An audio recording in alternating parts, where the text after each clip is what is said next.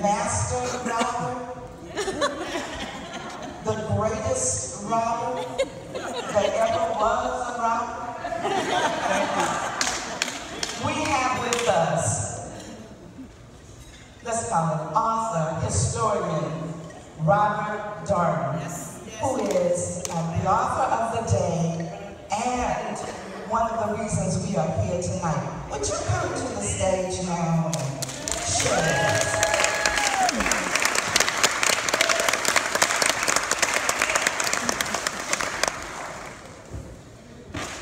I never met a doctor that didn't want to be called doctor before.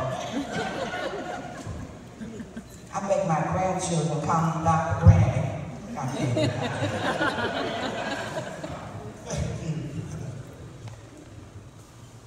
When Betty asked me to come, she said, I want you to talk about your favorite subject, gospel music. I said, of course, I'll go anywhere, anytime to talk about the music that's been the soundtrack of my life since I was a little boy. And then only just a few minutes ago, she said, you can talk about anything you want to, but keep it under 7 minutes. So I'm going to talk about the history of gospel music and why it matters, why we're here tonight, why we're hearing what we're hearing, in now 6.5 minutes. Because it comes down to power, praise, and protest. Gospel music from the beginning was about power, praise, and protest.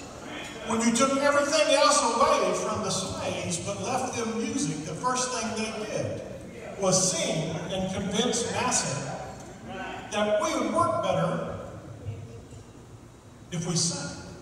But what they did was take that one little tiny piece of art that was left to them and turn it into something extraordinary, something that is endured.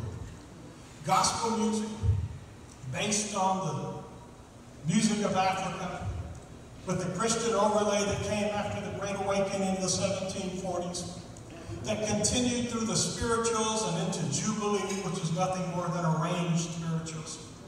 And to take that and add it, the music of Sunday morning, to the beat of Saturday night in the south side of Chicago in the 1920s and 30s, and you have gospel music, which swept across the nation in a matter of years and continues today.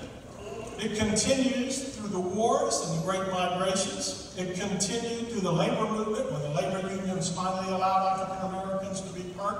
They transformed it again. And when Dr. Martin Luther King went into Montgomery, the first person he called were the people that had worked in the unions and the people that had worked in the churches. And together they created something that had been there all along, the protest spiritual, the freedom song. And that continues because this is the lone genre of music that is defined not by music, but by lyric.